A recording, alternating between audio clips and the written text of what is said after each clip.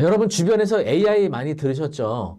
뭐 우리가 일상에서 사실은 GPT를 아마 많이들 사용하시거나 뭐 이미지를 만들거나 동영상을 만들거나 하는데 정말 그 한 5년 전만 해도 상상하기 어려울 정도로 이 발전 속도가 굉장히 빨라졌어요. 그런데 이 인공지능을 사실 우리가 이거를 활용을 해서 도움이 되잖아요. 돼야 되잖아요. 그리고 돈이 돼야 되잖아요.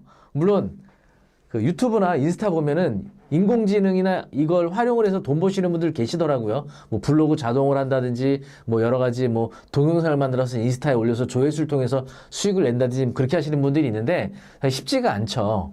그리고 뭐 이미지를 만든다, 동영상을 만든다, GPT로 그냥 뭐 서로 뭐 궁금한 거 질문하고 답변 받고 사실 이거 갖고는 우리가 실질적으로 실무에서 재테크하는 데 활용한다는 한계가 있어요. 그래서 이 AI를 활용한 플랫폼들이 최근 들어서 많이 나타났거든요. 특히 부동산과 관련된 사이트들이 많이 나왔고요. 굉장히 유용하고 활용도가 높은 사이트들이 있습니다. 오늘 그런 내용들을 소개해 드리도록 하겠습니다. 여러분들도 혹시 지금 이 영상을 보시면서 뭐 지금 라이브 방송을 보시던 나중에 이 라이브가 끝나고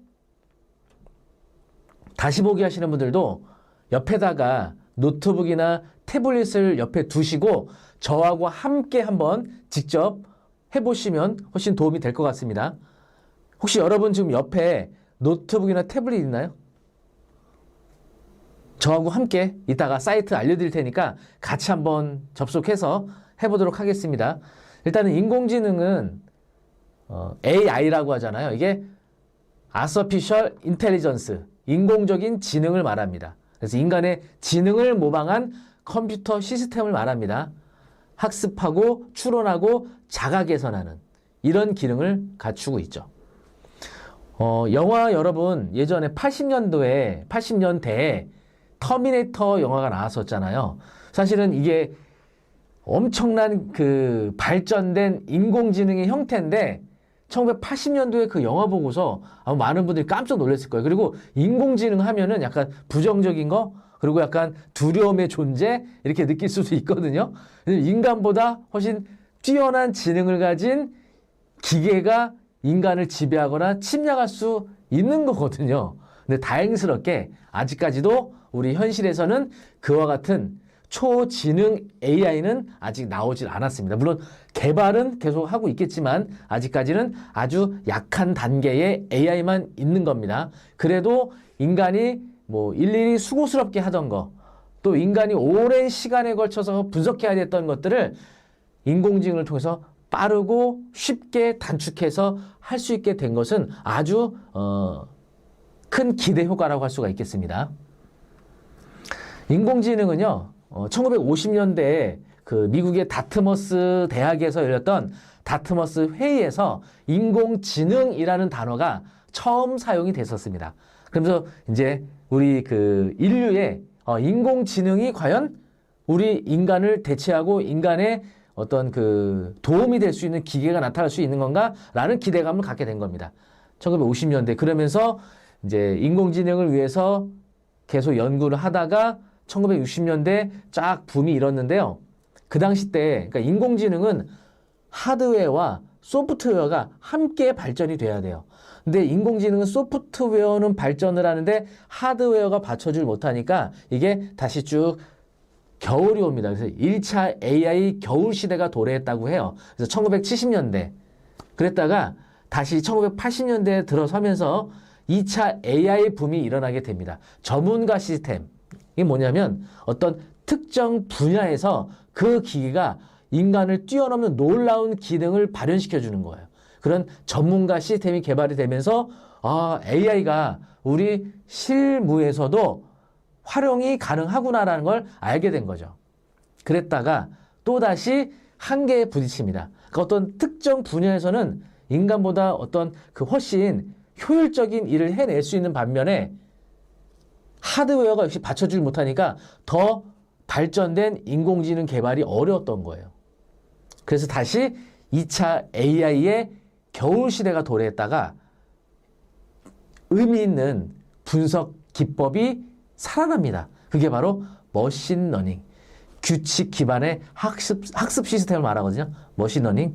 그게 1990년대부터 시작이 됐고요. 이때부터는 엄청난 발전 속도가 나타나게 되고 컴퓨터 하드웨어, 뭐 메모리라든지 CPU라든지 또는 GPU라든지 이런 하드웨어의 발전이 기하급수적으로 발전이 되면서 인공지능 소프트웨어적인 발전도 함께 발전하게 돼서 현재 3차 AI 붐이 일어나게 됐다는 거죠.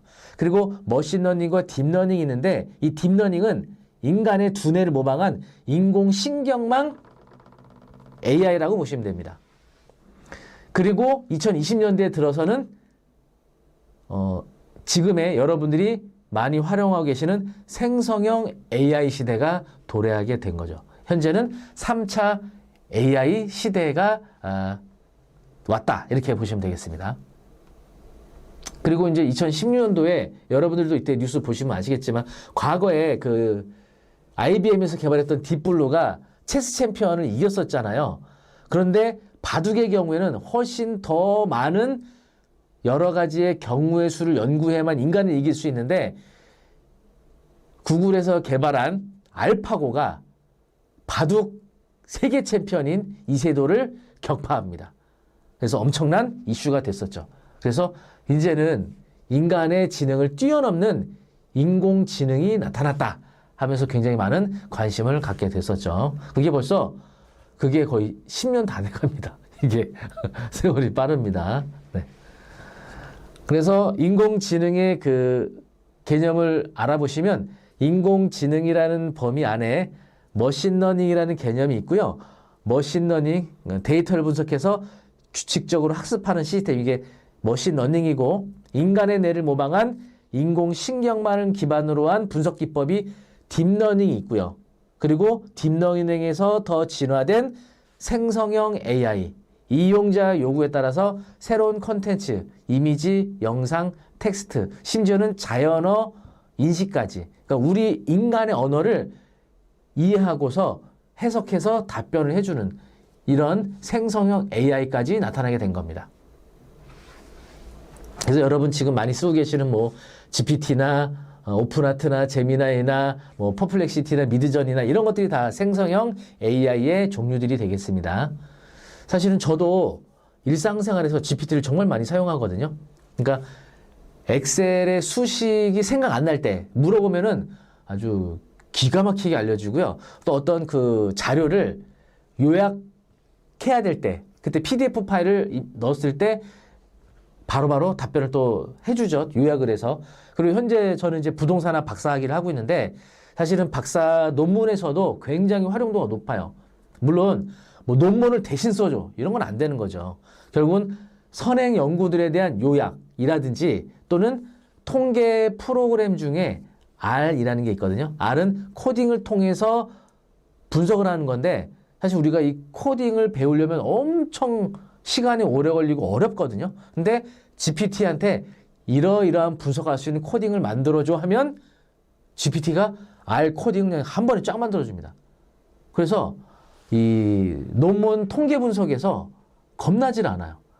GPT를 통해서 너무나 이게 쉽게 해내니까 정말 너무 도움을 많이 받고 있습니다. 여러분들도 학문에 관심 있으시면 지금 석사학위, 박사학위 도전하시면 아주 예전보다는 사실은 논문 공부 따로 해야죠. 통계 분석 공부 따로 해야죠. 했는데 이제는 통계 분석은 GPT와 함께 하시면 그런 어려움을 좀 덜실 수가 있겠습니다. 혹시 공부 더 하고 싶은 분 계세요? 나 공부 더 하고 싶다.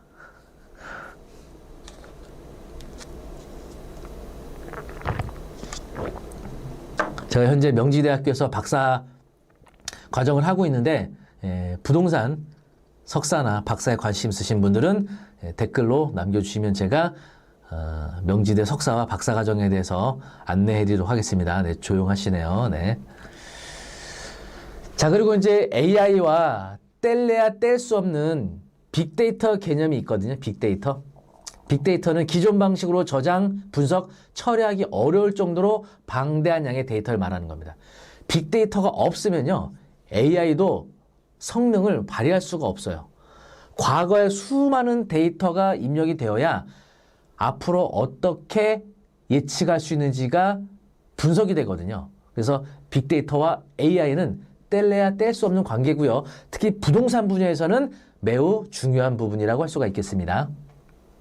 빅데이터 5V에는 5V에는 5가지가 있는데 첫 번째, 볼륨이 있습니다. 데이터의 양, 빅데이터를 활용하기 위해서는 저밀도 비정형 데이터 대량으로 처리 가능해야 되고요.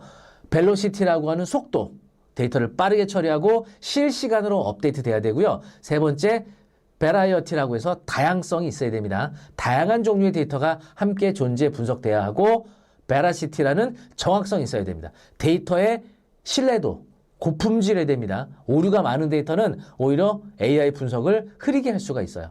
다섯 번째는 밸류, 가치죠. 데이터 분석을 통해서 가치 있는 결과를 만들어내는 요 빅데이터 5개 요소가 있습니다.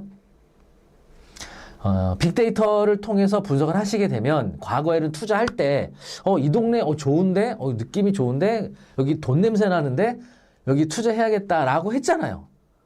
근데 이제는 이런 분석이 아니라 통계와 패턴을 기반으로 정확한 분석을 하시면 리스크를 줄이고 논리적인 판단을 가능하게 하는 겁니다. 여러분, 어떻게 투자하기 원하세요? 여러분의 감각을 믿으시나요? 여러분의 감각이 항상 맞을 수 있나요? 물론 빅데이터에 의한 분석도 항상 맞지는 않을 수도 있어요. 하지만 논리적으로 해서 틀렸을 때는 보완이 된단 말이에요. 근데 감으로 해서 해온 판단은 보완하기가 힘들어요. 논리가 없거든요. 그냥 내 느낌이었거든요. 잘못됐어요. 그럼 문제점을 분석할 수가 없잖아요. 네. 자, 그래서 AI와 빅데이터를 활용하게 되면 과거에는 정보의 오류들이 많았잖아요. 중개업소, 유튜브, 주변 사람 말 듣고 했잖아요. 그리고 내가 판단해서 내가 결정하고. 그런데 AI와 빅데이터를 활용해서 투자하시게 되면 지역별, 부동산 종류별 정밀한 데이터 분석이 가능하고요. 그리고 유도인구, 주거인구, 소비 성향, 매출 정보를 통한 입지 분석도 가능합니다. 그리고 잠시 후에 소개해드리겠지만 신축, 리모델링, 인테리어 비용 예측이나 완성 후 이미지 검토도 가능합니다. 과학적 공매 낙찰가가 가능하죠. 예측이. 그래서 여러분 한번 이거 맞춰보실래요? AI와 빅데이터를 활용한 공매는 투자에 대한 분석과 결정을 뭐에서 뭐로 하는 겁니까? 맞춰보세요. 댓글로. 투자에 대한 분석과 결정을 무엇에서 무엇으로?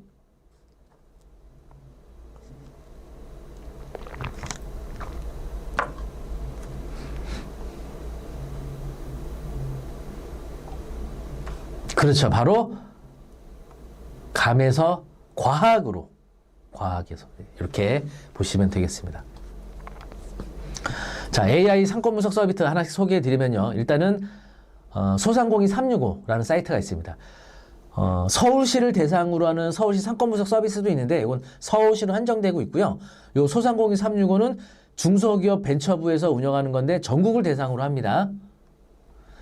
그래서 예비 창업자, 소상공인 생애 주기에 따른 서비스를 빅데이터 기반으로 맞춤형으로 제공을 하고 있고요. 2006년도에 만들어졌던 상권 정보 시스템을 고도화한 플랫폼입니다. 자, 그러면 실제 요 물건을 한번 보도록 하겠습니다. 요 물건. 자.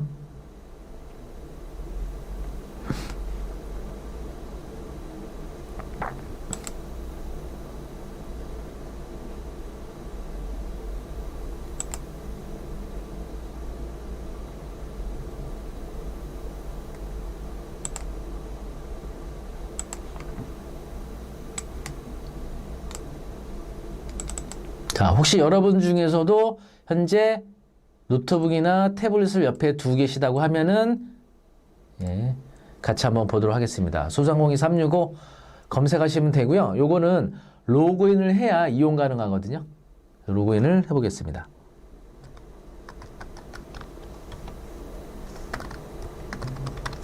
여러분도 이번 기회에 회원가입해서 아이디를 만들어 두세요. 네, 자, 이렇게 열렸습니다. 그럼 여기서 빅데이터 상권 분석으로 가서 상세 분석, 요거 하시면 돼요. 상세 분석. 그 다음에 여기다 이제 그 해당 물건 주소를 입력하는 겁니다. 제가 한번 주소를 입력해 볼게요. 정자역 앞에 있는 공매 물건인데 상권이 어떤지 여기다 주소를 넣어 보겠습니다. 네, 그럼 이렇게 딱 주소가 뜨죠? 자, 그러면 이렇게 정자역 쪽 인근의 상권이 선택이 되고요. 여기서 이 원 표시 있죠? 여러분, 자, 보세요. 이거 원형을 누르고 나서 이렇게 마우스를 움직이면 원이 커졌다가 작아졌다가, 커졌다가 작아졌다가. 이거 내가 마음대로 조정하는 겁니다. 이렇게. 근데 반경을 선택하잖아요. 반경은 그냥 여기서 정해진 반경을 선택하시는 거예요. 그냥 500m 하면은 500m 자동으로 선택해 줍니다. 다각으로 선택하시게 되면은 여러분 딱 마우스 클릭하는 대로 이렇게 여기 상권만 내가 확인하고 싶다. 이렇게 확인이 되는 겁니다. 세 가지 중에서 편리하게 여러분이 선택하시면 됩니다. 뭐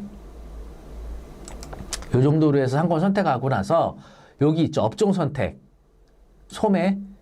이건 원래 창업하는 사람들 대상으로 하는 거라서 업종별로 구분을 해놓은 건데 우리가 투자를 목적으로 하는 상권 분석에도 이렇게 활용하셔도 돼요. 여기 편의점. 저는 주로 소매에서 편의점을 주로 활용을 해요. 편의점. 이게 사실은 그 상권의 어떤 활성화 정도를 가늠해주는 약간 기준이 될 수도 있거든요. 절대적인 건 아니지만. 그 다음에 분석하기. 클릭하세요. 그러면 보시는 것처럼 분석 중 나오죠? 좀 시간이 걸립니다. 여러분 혹시 하고 계신가요? 태블릿이나 노트북? 쭉 내려보시면 네, 이렇게 업소수 그리고 월평균 매출액 5,400만 원. 배후지, 요건 배후지예요. 요거는 정자역 인근에 제가 선택한 영역이고 제가 선택한 정자역 인근의 점포당 월평균 매출액이 약 5,400만 원인데 성남시 다른 지역은 월평균 3,980만 원 나오니까 비교해 보시면은 성남시 타 지역 대비 정자역 인근 쪽이 장사가 잘 되고 있다는 거예요. 평균 매출이 많이 나오니까. 편의점에 한해서 그런 겁니다. 편의점. 편의점 업종의 월평균 매출이 증가.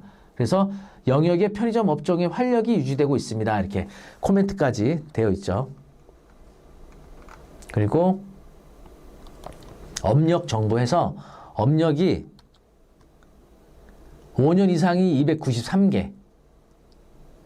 그리고 2024년 12월에는 304개. 그래서 2024년 6월보다 10일이 약간 줄긴 했네요. 그리고 월평균 매출을 보시면 요 위에 파란색은 선택 영역. 월평균 5,400. 근데 성남시 평균은 4,700. 그러니까 성남시 평균보다 정자역 쪽 요 파란색 라인이 훨씬 매출이 크게 나오잖아요. 그러니까 성남시 평균보다 매출이 많이 나오는 상권이란 얘기고, 그리고 업소당 월평균 매출 건수도 성남시 평균보다 높게 나오죠. 근데 영업력이 좀 약한 데는 그 해당 행정구역 시구별 대비 평균이 좀 낮아요. 여기 전체적으로 높잖아요, 지금. 그죠? 그 다음에 또 흥미있는 데이터를 보시면 유도인구입니다. 유도인구. 네, 유도인구는 요거는 성남시 전체 유도인구. 당연히 더 많죠. 500만. 여기는 약 20만. 20만의 유도인구가 발생하는 겁니다. 이 정도면은 상당히 많은 편이에요. 성별, 연령대별 일평균 유도인구도 나옵니다. 그래서 보시면은 여기 남성과 여성으로 봤을 때 남성의 유도인구가 상당히 많아요.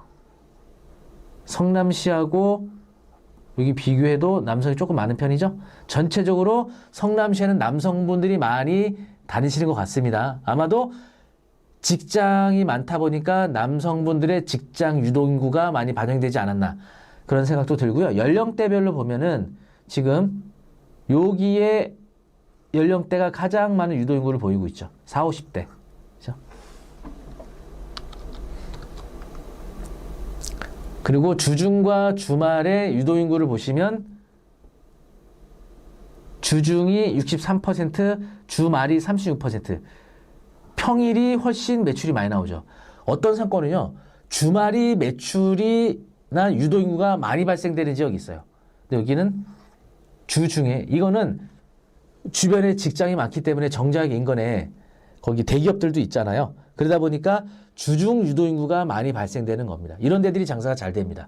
주말에 매출 발생하는 것보다 5일 동안의 매출이 많이 발생하는 곳이 장사가 잘 돼요. 그리고 여기 이제 주거인구, 그리고 성별, 연령대별 주거인구, 요 정자역 인근으로 해서 주거인구로는 지금 남성과 여성으로 봤을 때 여성의 주거인구가 좀 더 많은 편이네요. 그죠? 그리고 연령대별로는 여기 50대가 가장 많은 주거인구 형태를 보이고 있네요.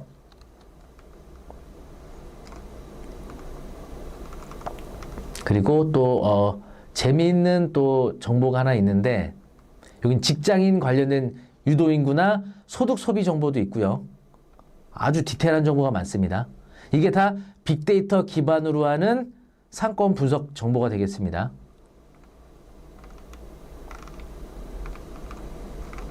그리고 또 재미있는 유형이 있는데, 지하철 이용 현황. 지하철 보시면은 분당선의 경우에는 정자역이 22,000, 신분당선 정자가 14,000.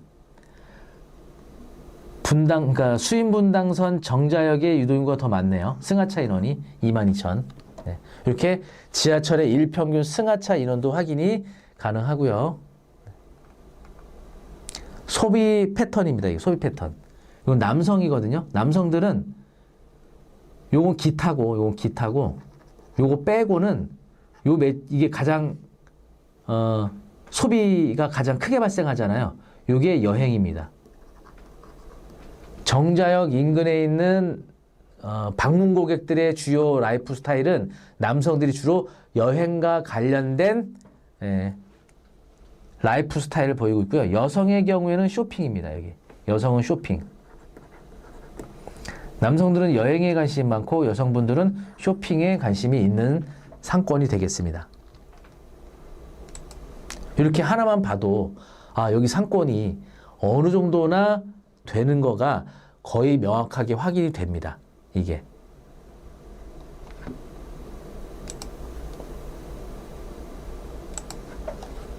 그래서 보시면 이제 실제 입찰할 때 요거는 이제 신탁 공매였거든요. 12억 7,800부터 시작해갖고 이렇게 유찰이 많이 됩니다. 신탁 공매는. 그래서 입찰을 언제 들어가야 될지 잘 판단하셔야 돼요. 신탁 공매는. 그래서 금액이 굉장히 낮은 금액대에 낙찰이 됐었습니다.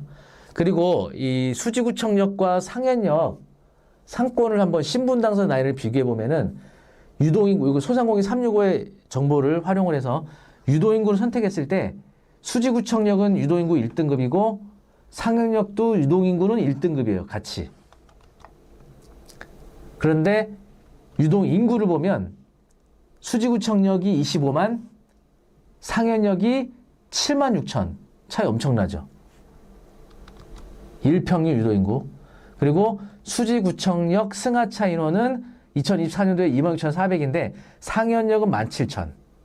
여기서 벌써 상권의 차이가 확 느껴지잖아요. 같은 신분당선 라인인데. 그렇죠? 그리고 매출액, 여기 소상공인 365에는 매출액 있죠? 여기는 수지구청역 2등급, 상현역이 3등급. 이렇게 매출도 등급이 수지구청역이 조금 더 앞서고요. 그리고 매출 그 추이를 보시면은 수지구청역은 이게 이제 편의점 매출을 제가 본 겁니다. 편의점이 원래 겨울이 좀 안 나와요. 근데 이렇게 하락됐다 다시 올라는데 여기는 엄청 들쑥날쑥이 심하죠.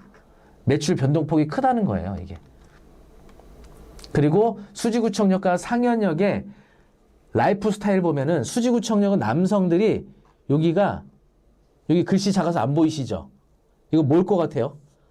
남성분들의 수지구청역에 있는 남성분들의 가장 라이프 스타일 비중이 큰 거.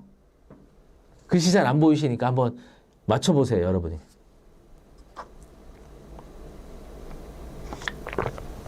골프예요, 골프.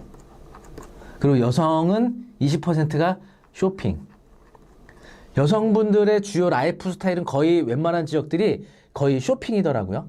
상현역은 여기 남성분들 골프 똑같아요. 여성분들은 상현역에서 여성분들의 주요 라이프 스타일은 육아였습니다. 네. 여성분들은 열심히 육아에 힘쓰고 계시는데 남성분들은 골프를 치고 계시는 건가 봐요.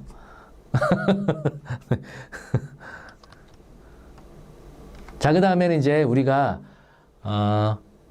공매의 경우에 감정 가격이 제시가 되는데 경매도 마찬가지고요. 공매의 경우에도 감정가 기준이 거래사례 비교법으로 감정가를 결정하거든요. 그러니까 실제 시세하고 동떨어질 때가 있어요. 그래서 AI를 통한 추정가를 제공하는 사이트들이 있습니다. 하우스 밸류라고 있고요. 여기는 서브 감정 평가법인에서 운영하는 사이트고 리치고라고 있습니다. 여기도 AI 추정가를 제공하고 있습니다. 이건 데이터 노우즈에서 운영하는 부동산 플랫폼입니다. 국유재산이거든요, 이거. 수원시 인계동에 있는 거. 요거를 한번 보도록 하겠습니다. 여기 감정 가격이 지금 12억 나왔거든요. 한 13억 정도 나왔습니다. 13억. 국유재산입니다. 인계동에 있는 단독주택 13억이 나왔는데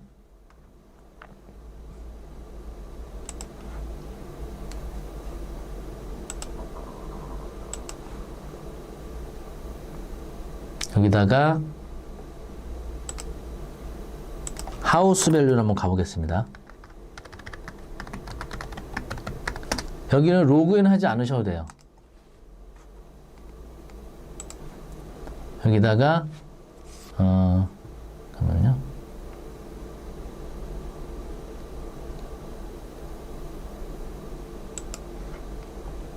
여기 모자이크 처리해가지고 잠깐만요.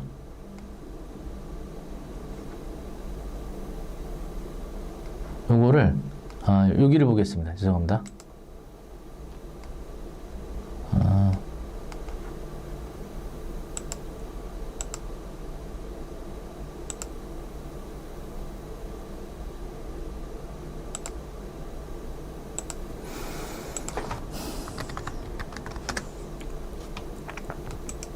여러분들도 여기 하우스 밸류 들어가셔가지고 한번 여기 로그인을 해두시면 더 기능들 많이 활용하실 수가 있고요.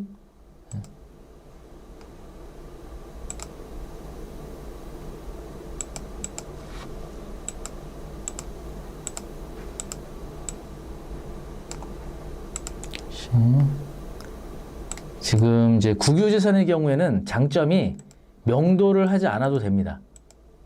그 부분이 아주 큰 장점이 되겠습니다.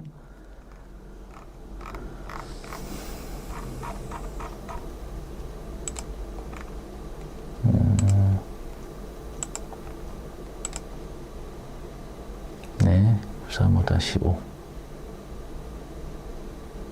네, 여기다가 주소를 넣어보도록 하겠습니다.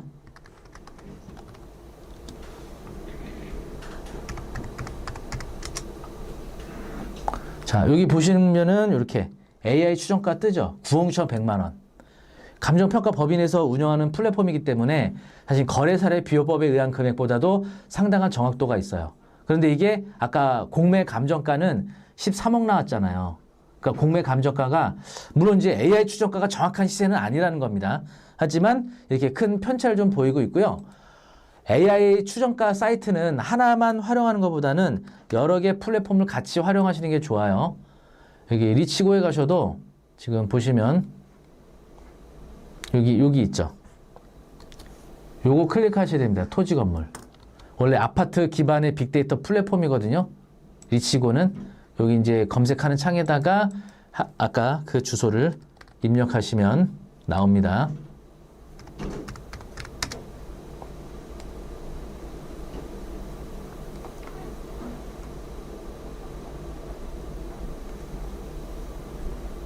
여기는 안 잡힙니다. 리치고는 이게 국유資産이다 보니까 리치고가 AI 추정가를 못 잡고요.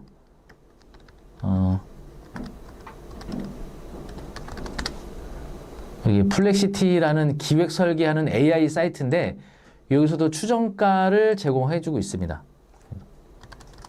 여기다 한번 넣어볼게요. 얘도 다시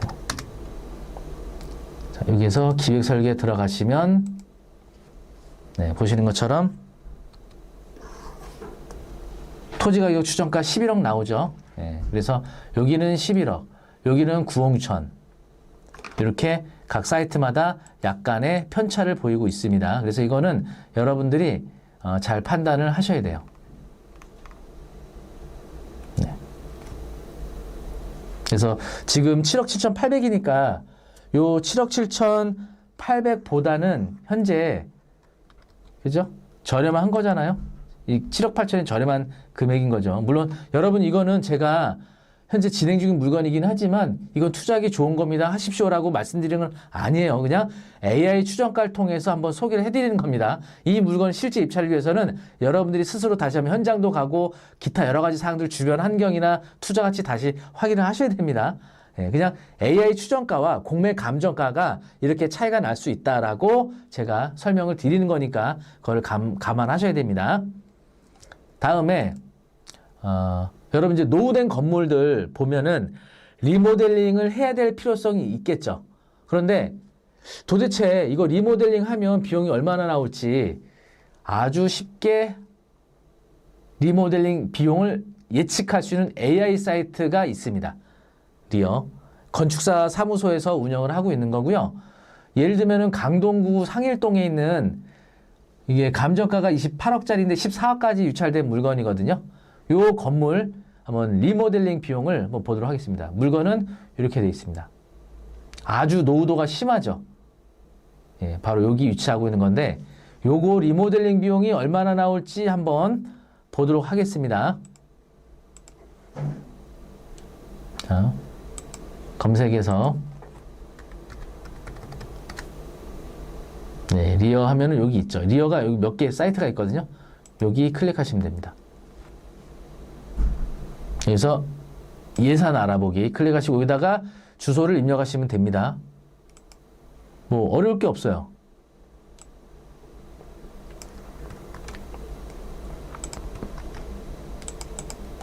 그럼 보시는 것처럼 이렇게 해당 물건에 대한 기본 건축물 정보가 나옵니다. 예, 해당 건축물 정보가 나오고 여기 아래 보시면은 증축 가능 여부도 표시를 해줘요. 물론 이게 실제 가능한지 여부는 정밀하게 검토해야 되지만 51평 증축 가능한 면적이 있습니다 해서 증축된 규모로 알아보는 방법도 있고요. 기존 규모로 알아보는 방법도 있습니다. 증축으로 가게 되면 비용이 엄청 많이 나오겠죠? 보시면 기존 규모로 갔을 때 옵션을 선택하는 거예요. 외장재. 자, 외장재. 자, 여러분 어떤 거 선택해 보실래요? 치장벽돌, 여기. 치장벽돌, 롱브릭 타일, 테라코트 도장, 뭐 이런 6가지의 유형을 선택하는 겁니다. 그래서 클릭하면은 여기 아래 금액이 실시간으로 바로바로 바뀌어요. 이렇게. 그죠? 바로바로 바뀌는 거 보이시죠? 예, 물론 이게 100% 정확한 예산은 아니겠지만, 예, 플러스 마이너스 5% 편차를 보일 수는 있다. 여기 써놨잖아요. 그죠? 예, 그래서 이 정도 범위에서 이 외장재 선택에 따라서 비용이 바뀌게 되고요.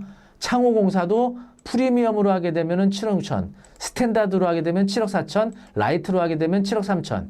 이렇게 비용이 바로바로 그 즉시 확인이 됩니다. 엘리베이터 넣으면 어떻게 되는지 아세요? 엘리베이터 넣으면 1억 3, 4천이 올라갑니다. 엘리베이터를 넣으면 비용이 엄청 나와요. 네, 그리고 이제 레이아웃 뭐 변경하게 되면 이것도 좀 많이 올라가고요. 그리고 인테리어 공사를 스탠다드로 하면 7억 9천, 프리미엄으로 하면은 8억 4천. 이렇게 해서 최종적으로 견적받기 있죠. 견적받기 하시게 되면은 이렇게 PDF 파일을 통해서 다운로드까지 가능합니다. PDF 파일로 다운로드를 이제 받으시게 되면은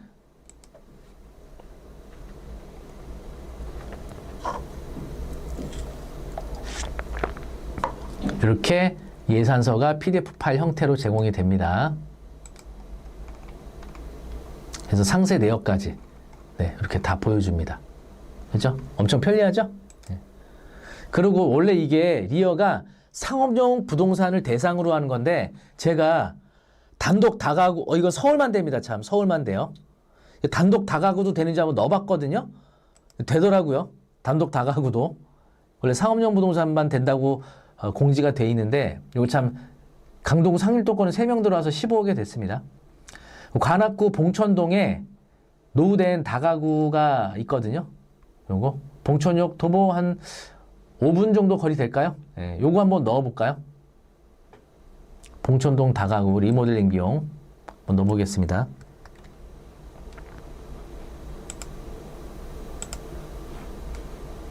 예산 알아보기.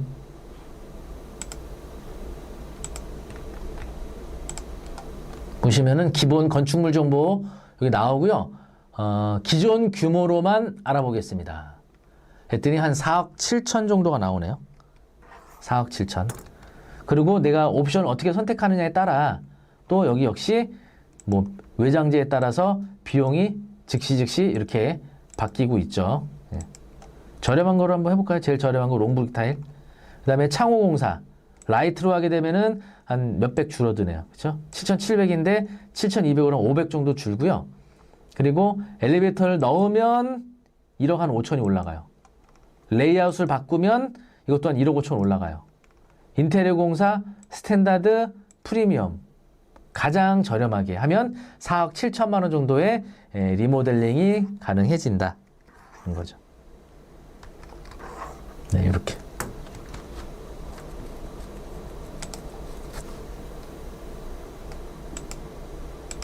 그래서 이 물건은 지금 보시는 것처럼 진행 중에 있는데 오늘 날짜로 지금 여기 입찰 앞두고 있거든요. 15일. 아마도 다음 주죠. 다음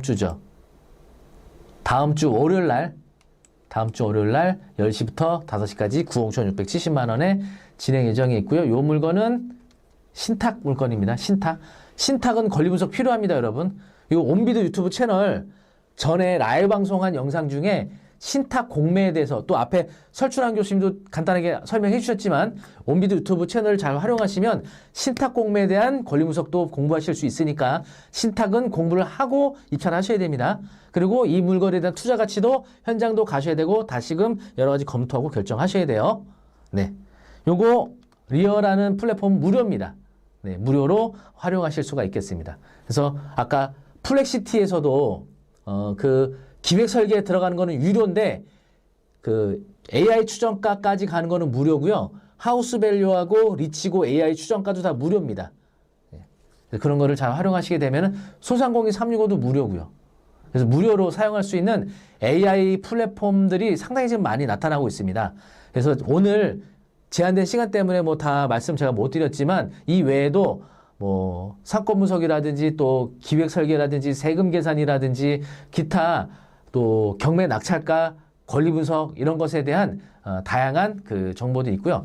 그리고 제가 지금 GPT에 권리 분석을 해주는 GPT를 제가 현재 운영하고 있습니다. 그래서 요 링크를 나중에 제가 여기 그 온비드하고 얘기를 해서 뭐 댓글을 통해서 그게 가능하다고 하면 제가 댓글로 제 GPT 그 권리 분석을 해드리는데 권리 분석이 GPT가 완벽하게 하기는 사실 현재 단계에서 어려워요. 그래서 저도 계속 이거를 학습시키고 발전을 시키고 있는데 아주 기본적인 간단한 정도의 권리 분석은 어느 정도 해내고요. GPT 활용도는 사실 여러분 이게 프롬프트를 어떻게 입력하느냐에 따라 돌아오는 답변이 다를 수 있거든요. 그래서 여러분들도 이 GPT를 잘 프롬프트를 통해서 질문을 잘 해내시면 아마도 도움이 될 수 있을 만한 답변도 받으실 수 있을 것 같습니다. 네, 제가 하고 있는 요 GPT 권리 분석도 이게 제목이 AI 경매고입니다. GPT 이름 AI 경매고. 그 GPT 검색 저기 있잖아요. 플러그인 그 같은 데 가서 GPT 아니 경매고 AI 하시면 아마 제게 검색해서 뜰 겁니다. 부동산 경매 또는 권리 분석하시면 제게 뜰 거예요. 경매고 AI. 그렇게 하셔도 되고 제가 링크를 여기 댓글에 달 수 있다 그러면 제가 달아놓을 테니까 GPT도 활용해 보시기 바라겠습니다.